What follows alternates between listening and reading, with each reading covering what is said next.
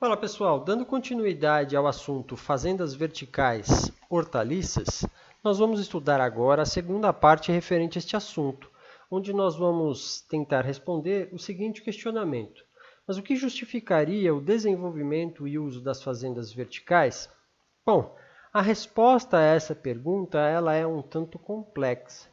Então, nós vamos basear a nossa resposta para justificar a utilização dessa tecnologia em 5 pontos principais. O primeiro desses pontos tem a ver com a questão da segurança alimentar. Então, vejam, as Nações Unidas elas estimam que a população mundial ela vai crescer de 30% a 40% até 2050. Então, seria necessário aí quase que uma nova América do Sul ou um novo Brasil, né, para conseguir alimentar o mundo em termos de área, né, necessidade diária. Então, por quê? Porque vai ser necessário produzir mais comida. Então, precisa de mais comida para alimentar esses quase 3 bilhões a mais de habitantes que existirão no mundo. Então, mantendo o sistema de produção atual, o preço das comidas ele vai se elevar muito. E a gente acaba vendo isso todo ano, os alimentos aumentando de preço. Muitas vezes aumentando num valor, num percentual acima daquilo que as pessoas recebem de salário. Então vejam, o custo com transporte, né, desses alimentos de um local para o outro, né, o custo de água, da energia, ele é cada vez maior e a disponibilidade de recursos naturais ele é sempre menor. Né? Então é uma questão de segurança alimentar a utilização dessas fazendas verticais. Por quê? Porque essa tecnologia ela possibilita maiores produções em áreas menores. Então, reduz a poluição e possibilita acesso a alimentos mais saudáveis. Um outro ponto, né, que merece destaque na tentativa de se responder à justificativa da utilização dessa tecnologia, ele tem a ver aí com a questão das mudanças climáticas. Né? Então, elas contribuiriam para a diminuição das terras agricultáveis. Então, de forma geral, a gente vê isso acontecer ano a ano. Então, enchentes, furacões, tempestades, secas, terras agricultáveis valiosas têm se reduzido drasticamente. Né? Isso tem acontecido em vários países. Um estudo realizado em 2008 concluiu que a entrega de alimentos é responsável por 0,4 toneladas de emissões de dióxido de carbono por pessoa por ano. Infelizmente, as emissões de gases do efeito estufa resultantes do transporte de alimentos e atividades agrícolas têm contribuído de forma decisiva para a questão das mudanças climáticas. Então, esse mapa aqui é um exemplo dessa questão referente ao transporte. Então, vejam lá, nós temos aqui nos Estados Unidos, né, para a produção do iogurte nesse estado aqui, nesse estado americano, tem lá o morango que sai da Califórnia e sai da Flórida para compor esse iogurte. Tem o leite que sai da Nova Inglaterra e tem também o açúcar que sai lá de Minnesota para produzir. Então, vejam, os produtos que são utilizados na fábrica, eles vêm de regiões muito distantes.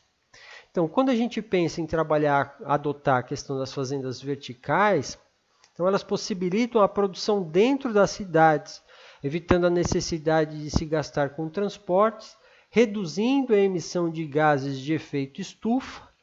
Por se tratar de uma estrutura fixa e planejada, fica menos susceptível às intempéries climáticas, sendo o cultivo totalmente protegido e controlado. Uma outra característica importante envolve a questão da saúde. Então, nós temos aqui, na agricultura atual, há uma vasta, né, uma ampla utilização de defensivos agrícolas. Né? Aqui esse é o título de uma reportagem, né? Quais são os piores agrotóxicos para a saúde humana. Eu prefiro o termo defensivo agrícola, né? Porque a gente está tentando defender a nossa cultura das pragas e doenças, mas esse termo agrotóxico tem sido amplamente utilizado e ele até legalizado e sugerido pelo Ministério da Agricultura para utilização. Bom, Fato é que esses defensivos são produtos tóxicos, né? Alguns são mais tóxicos, outros menos tóxicos, e eles têm sido amplamente utilizados na agricultura convencional, então tanto herbicidas, inseticidas, fungicidas, acaricidas e por aí vai. Alguns são mais perigosos, outros menos perigosos, alguns são mais tóxicos, outros são menos tóxicos. Então, vejam, as práticas agrícolas convencionais, elas muitas vezes enfatizam o lucro e o ganho comercial, enquanto prestam pouca atenção à saúde do meio ambiente natural e do ser humano. Então, estas práticas causam repetidamente erosão, contaminam o solo e geram desperdício excessivo de água. Sobre o bem-estar humano, a Organização Mundial da Saúde avalia que mais da metade das fazendas do mundo ainda usam resíduos frescos de animais como fertilizantes. Esses resíduos frescos eles podem atrair moscas e podem também conter aí sementes de ervas daninhas, o que pode, né, de uma certa forma, prejudicar áreas de cultivo por aumentar a questão da infestação dessas plantas e, por consequência, aumentar a necessidade de aplicação de herbicidas.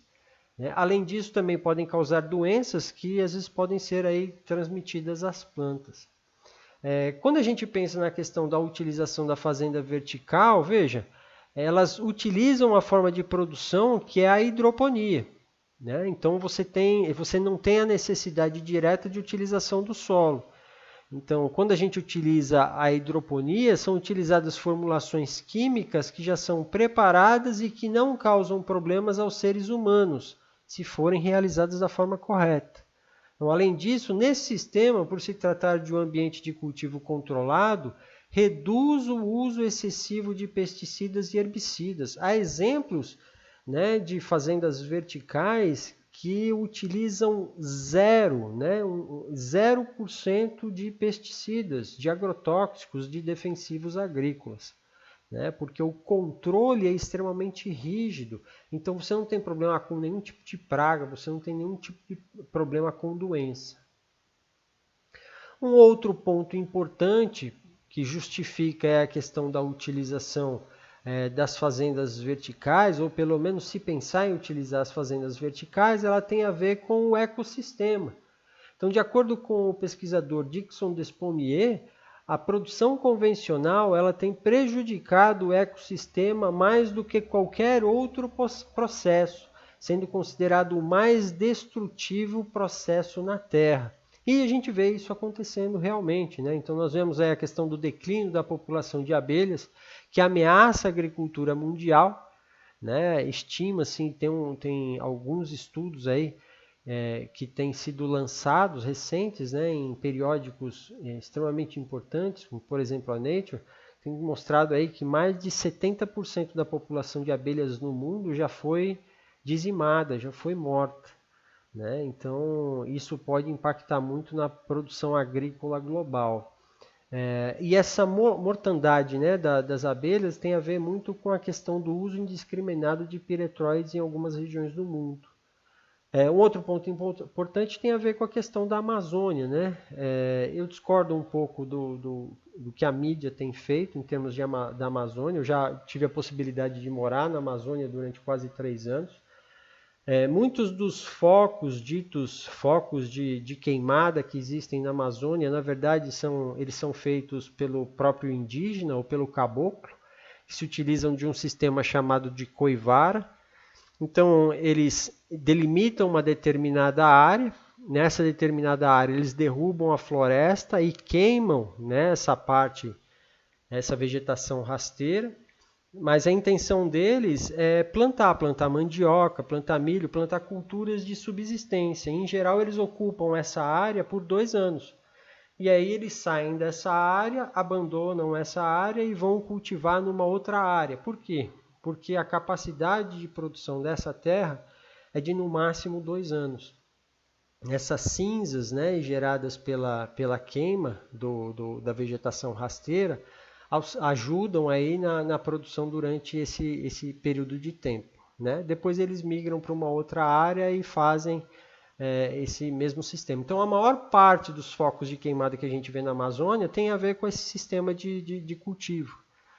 Obviamente que a gente não pode tapar os nossos olhos e achar que não acontece, né, desmatamentos criminosos, né, queimadas criminosas. Mas elas acontecem de forma mais proeminente ali no Pará e ali na região de Humaitá, né, perto de Roraima, ali na parte de baixo do estado do Amazonas. E aí o pessoal às vezes faz a queimada com o intuito de produzir gado, mas quem tem o mínimo de conhecimento ali da região sabe que as terras são extremamente pobres, né? Para se trabalhar com pecuária, seja leiteira ou seja gado de corte, né? Mas a agricultura convencional, então, ela tem causado sim problema com relação à questão do ecossistema.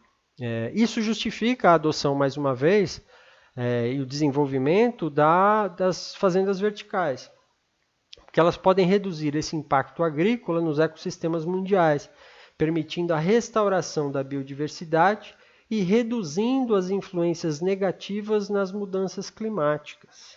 Por fim, mas não menos importante, né, tem a questão econômica, a parte da economia. Então vejam, o cultivo tradicional, de forma geral, ele tem onerado os custos de produção para o produtor e na compra para o consumidor. Então tem a questão dos gastos com combustíveis, eles têm impactado o preço final, já que além do preço elevado do diesel, as áreas de produção localizam-se geralmente distantes das áreas principais de consumo, ou seja, os grandes centros consumidores. Outro grande problema é a questão da perda do produto produzido durante a pós-colheita, principalmente para frutas e hortaliças. E a gente vê isso acontecer nessa figura, né? Então vejam, no Brasil, até 10 anos atrás, mais ou menos, de cada 2 quilos de hortaliças e frutas produzidas no Brasil, 1 quilo se perdia nesse processo, né? Desde a colheita até a chegada da mesa do consumidor. Ou seja, de cada 2 laranjas produzidas, só uma era efetivamente utilizada, né? Um exemplo grosseiro, mas era o que acontecia com frutas e hortaliças. Então a Embrapa trabalhou, tentando trabalhar muito, principalmente nessa questão da chegada do produto até a Ceasa, então esses números já devem ter caído um pouco. Mas ainda é da ordem de 40% de desperdício. Vejam aqui, ó, nessa ilustração aqui, ó, 10% do desperdício, dessa perda de alimentos, ocorre ainda até o processo de colheita, dentro da propriedade. Para o transporte, né, durante o transporte ocorre aí 50%, né, manuseio ao transporte. Então aqui da embalagem até transportar esse produto, até ele chegar na Ceasa, é mais 50% de perda. 30% ocorre nas centrais de abastecimento da perda do produto e 10% são diluídos entre os supermercados e os consumidores. O que acontece quando a gente utiliza a questão das fazendas verticais como tecnologia de produção? Então, elas são estrategicamente planejadas e implantadas em áreas urbanas, podendo vender seus produtos diretamente aos consumidores, reduzindo os custos e perdas de produtos com transporte e com intermediários, o que pode gerar uma economia de aproximadamente 60% nos custos.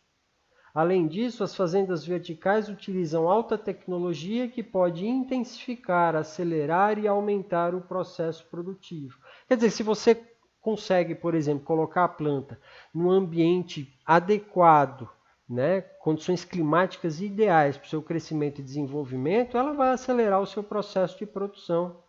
Então você não tem aplicação de defensivo agrícola, você consegue ter mais eficiência na questão da utilização de água e de insumos, você não contamina, não prejudica o meio ambiente, né? Você faz com que o alimento esteja ali na cidade onde ele vai ser consumido, ele vai ser ingerido. Então são vantagens, são aspectos extremamente importantes que devem ser levados em consideração para a adoção dessa tecnologia. Em detrimento da agricultura convencional. Óbvio que há problemas com relação à questão da utilização das fazendas verticais ainda, né? O principal delas é a questão do custo da estrutura. mas há aí grupos de trabalho, grupos de estudo e de pesquisa no mundo já empenhados em tentar reduzir esses custos de produção. Não à toa essas fazendas verticais elas já têm sido adotadas em alguns países mundo afora. Acho que na quinta parte desse assunto aqui, eu vou passar alguns links para vocês verem aí alguns vídeos de algumas fazendas verticais que já foram construídas mundo afora. Bom, pessoal, essa segunda parte era a respeito desse, responder esse questionamento importante. Aqui foram alguns artigos e livros que foram utilizados para construir mais essa parte. É isso, então nós vemos aí na terceira parte. Se você tiver tempo, já clica e vamos em frente. Tá bom? Até mais.